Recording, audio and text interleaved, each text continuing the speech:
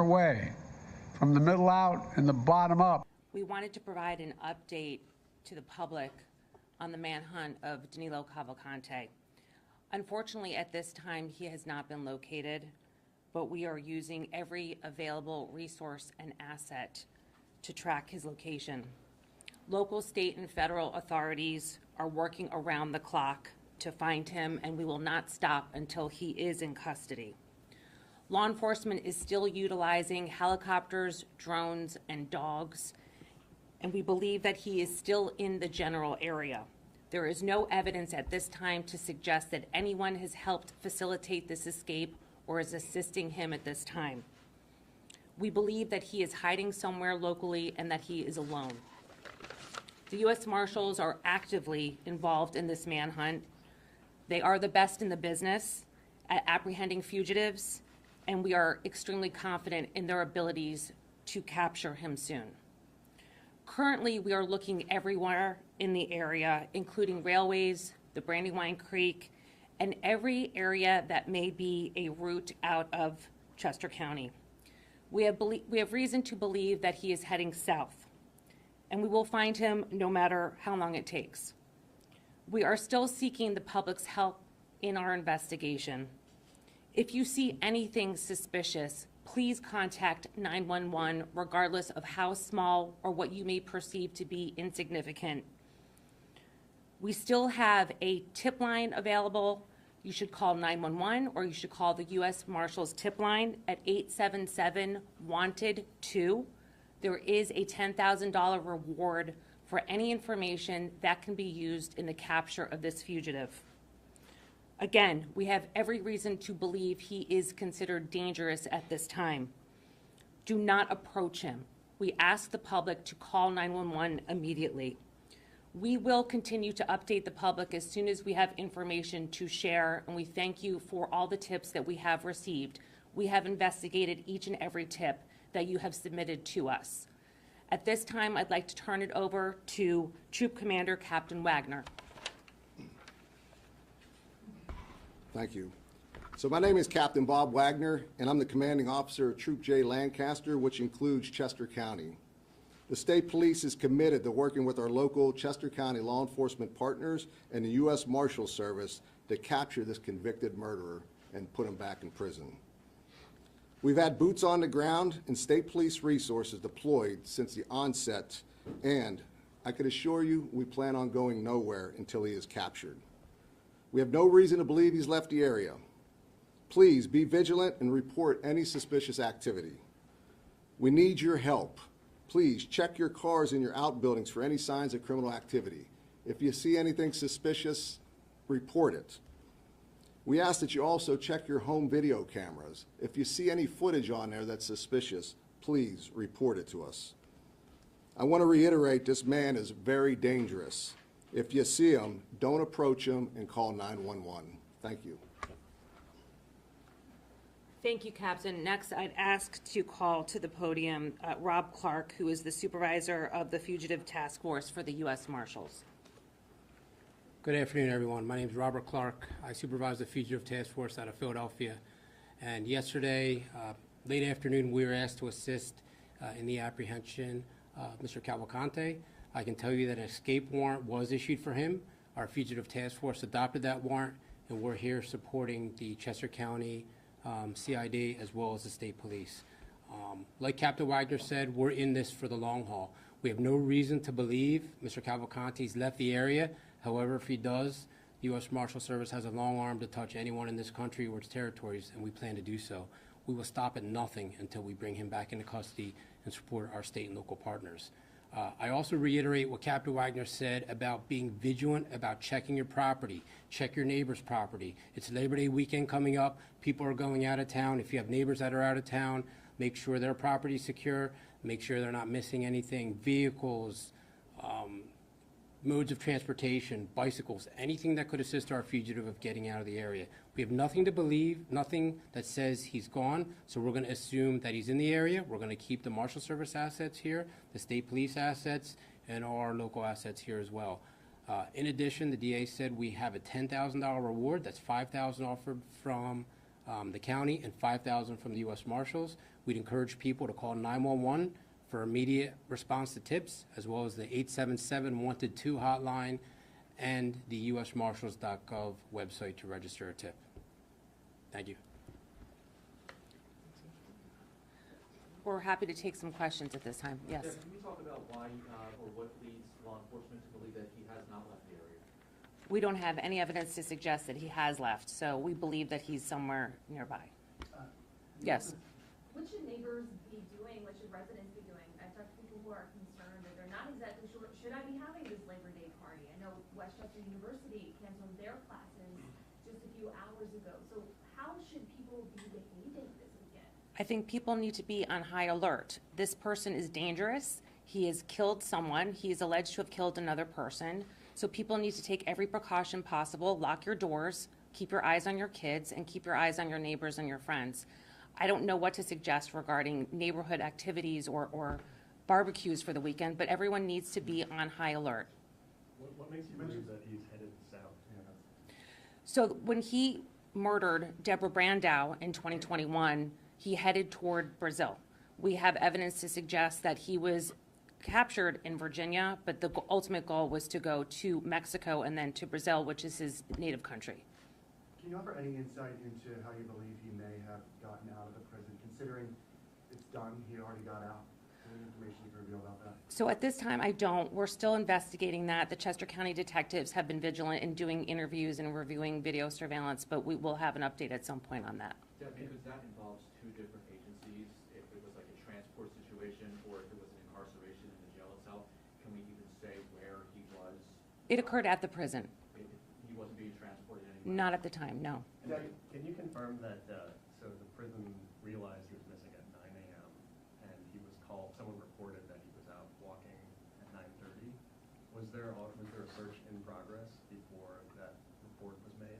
I don't know the specific time frame as to when they first notified anyone that he was missing or when they found out that he was gone. So I know that we have a confirmed identification of him walking on Wawasset Road at 9:40. We understand that he gained access to a ladder at the prison. Have there been steps to alter security or make sure things are secure at the county jail? Jim, there's no evidence that there was a ladder used in his escape.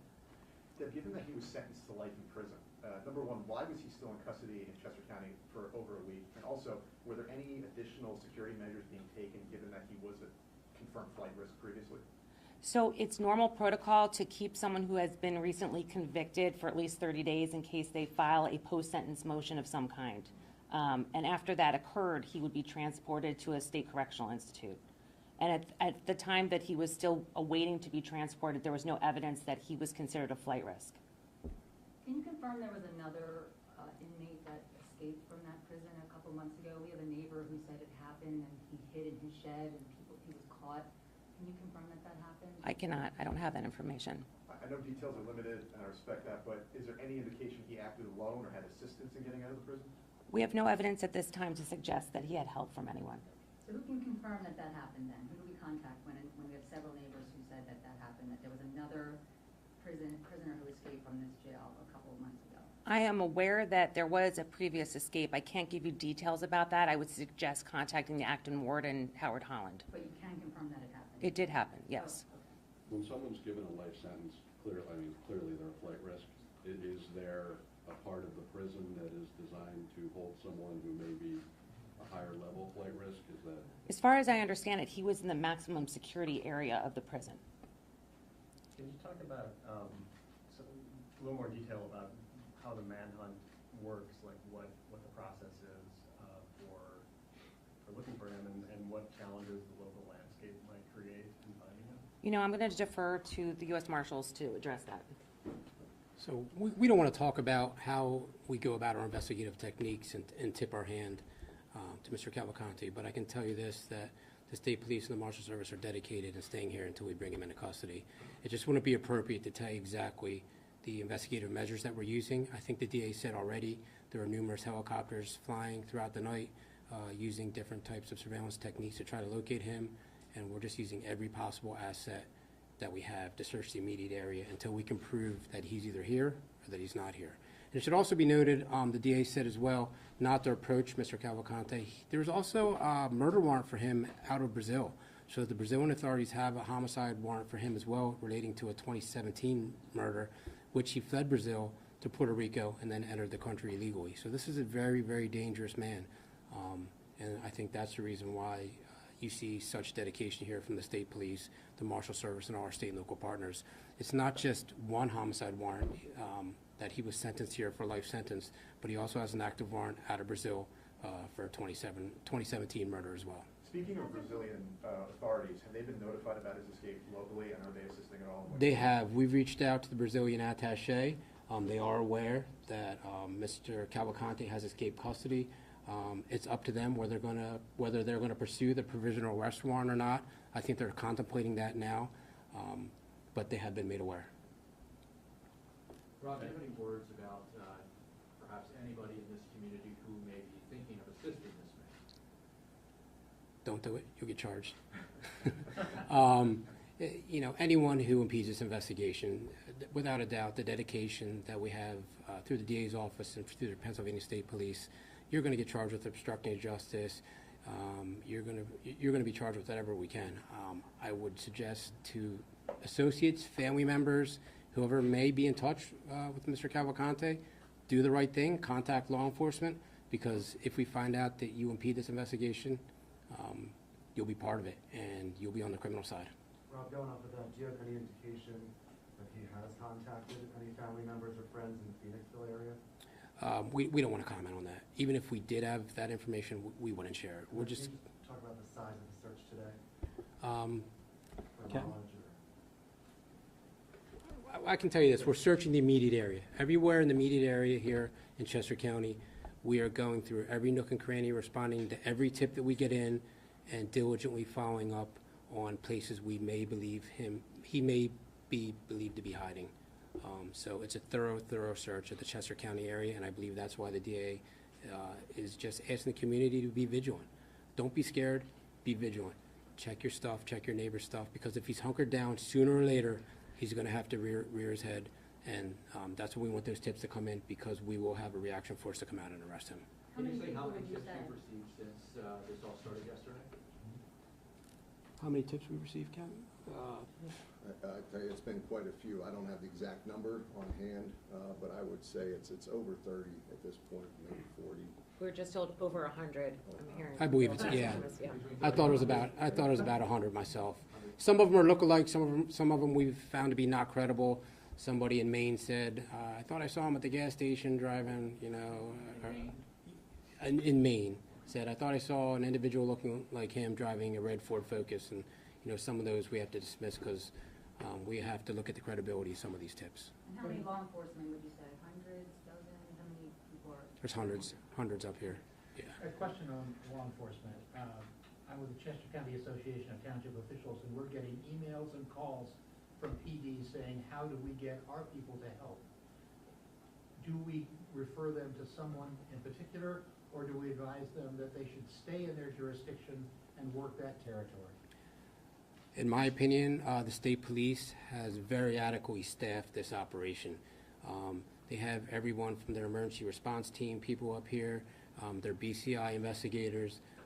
They've deployed every possible resource in the state that they can afford up here. The Marshal Service, through the task force in Philadelphia and through Allentown, have expended all of our investigators. So at this time, we're not asking for any help. I'd ask them to stay in their own jurisdictions. You know, God forbid we get a tip there, we'll need them out to investigate those tips. I have one question. I spoke to neighbors who were a little bit concerned about the timeline and how quickly they were notified that someone was missing. They were concerned that it had been hours before they got an update from the text messages, and they weren't able to hear that air raid warning that goes off or the siren that goes off. So is there any explanation about this timeline and why it took so long for neighbors to hear?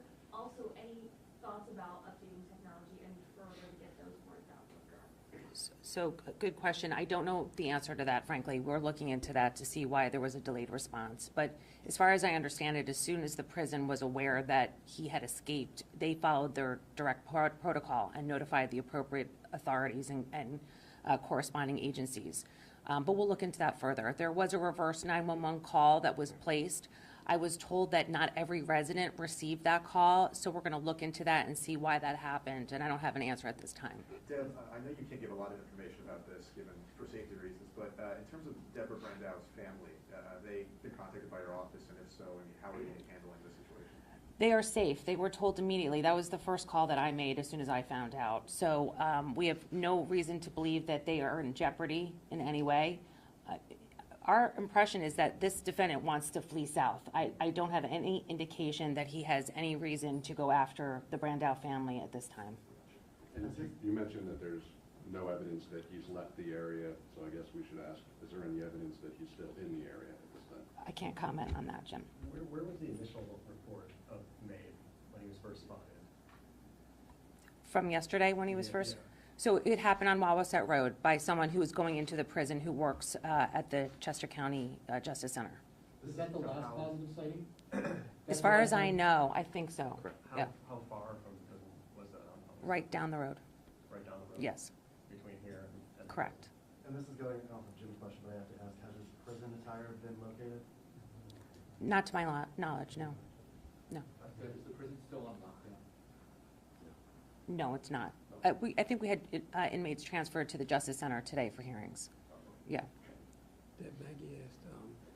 Maggie, you asked about us notifying the public. I can tell you this, the Marshal Service now is in the midst of trying to do a social media blast to the Chester County area. So some of you and some of the residents of Chester County may start seeing on their social media Mr. Cavalcante's picture, wanted poster, and information come up on that. We have very good relationships with our social media outlets, and we're asking them to start blasting that out as soon as today. In addition, you may see Mr. Cavalcante's face appear on your local bulletin boards or digital bulletin boards along the major highways here as well. So that's what we're doing as far as social media and digital networking. In addition, we are preparing notification cards, so to say. I don't want to call them baseball cards, but they're wanted cards that we can hand out to the public and that we'll be dispersing through the immediate area probably over the weekend with his identifiers, very similar to our wanted poster. Does anyone foresee revisiting the policy of holding someone sentenced to life in county jail for 30 days? I don't believe any other county does that. SCI Phoenix isn't that far away. Would you consider maybe holding a life sentence or significant sentence in a maximum security state penitentiary? So that's certainly an interesting thing to broach with the prison. I was not aware that other facilities didn't handle it the same way, so I'll look into that. Anyone else have any questions? Just a minor question. Where in Brazil is he from? Where did that initial murder take place? I don't recall the province of the area. Give a message for him. I doubt he's watching TV right now, but what would you say to him if he was in front of you? I want to say to him, we are going to find you, we are going to prosecute you, and we're going to keep you behind bars for the rest of your life. And then does he, once he is, I'm assuming he's captured, is he brought back to the facility, or is he transported out of there at that point? So he will be transported back here. His attorneys just filed a post-sentence motion today. So if and when he is captured, we will have to litigate that in front of the sentencing judge in this matter. What does the motion seek? Can you say? They're asking for relief for either a new sentence or a new trial. And just lastly, you know, U.S. Marshals and others, state police as well. Is the FBI also assisting? We've been in contact with the FBI, yes. You can So, good afternoon. My name is Dave Sass. I'm the Chief County Detective. We have been in touch with the FBI. They've offered their assistance with some of their assets, and we're in constant communication with them. Yes. You good? If there are no other questions, I'll just say we will update you as soon as we have new information to share. I know everybody has been inundating us with inquiries. We promise that we will do our best to get out information as soon as we receive it, but thank you for your patience on that. Okay. Thanks, everyone. You did it, Dave. Yeah. There was always one of